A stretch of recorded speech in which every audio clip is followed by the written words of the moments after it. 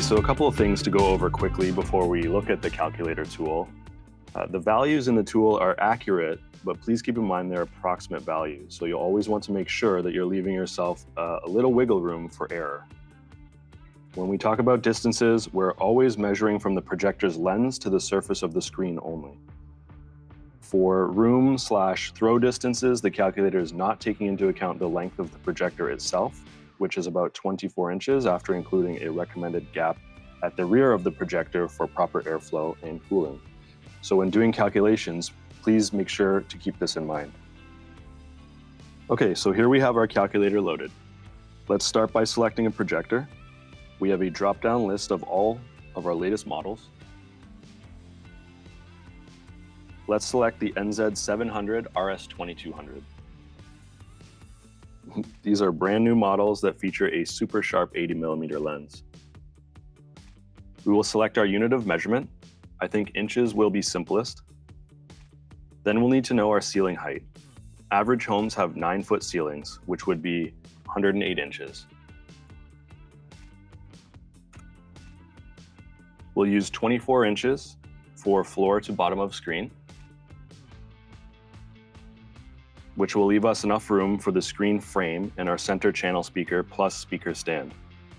And of course, the nice thing about this tool is that it's customizable, so it will work with your unique room and needs. Next is aspect ratio. If you're watching a mix of content, some TV, some movies, sports, video games, then 16:9 is your best choice. If you're an avid movie watcher, a 2.35 or a 2.40 screen will give you an unbelievable movie experience. These are wider screens. 16:9 are taller screens. Next, we have two installation types. One, desktop, if you'll be placing the projector on a shelf or in a box, and two, ceiling mount. Let's go with ceiling mount as that's the most common installation type. So now for the calculator part. We have two options when calculating, from screen size or from projection distance.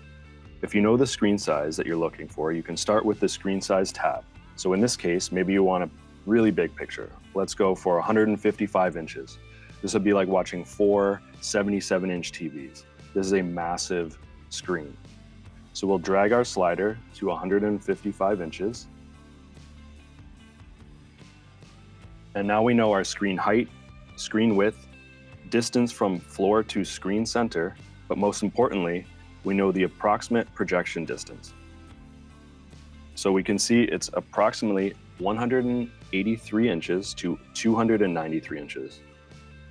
So that's the room depth or throw distance that you'll need for this size of screen to work. So about 15.5 feet to 24 feet, and the projector can be placed anywhere within that range. Now in the scenario where you're not sure what size of screen you want or can fit, but you know the depth of the room or where you want to place the projector, we can figure out how big or small of a screen using the projection distance tab. Let's say we have an 18-foot room.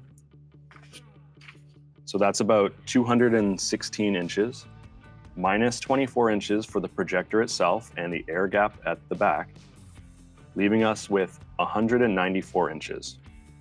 We'll just move our projection distance slider to about 194 inches.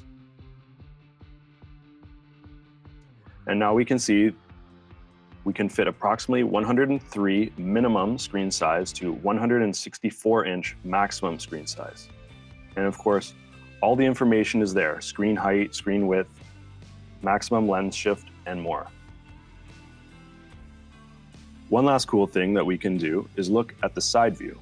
We can actually move the projector within its installable area to see the lens shift range.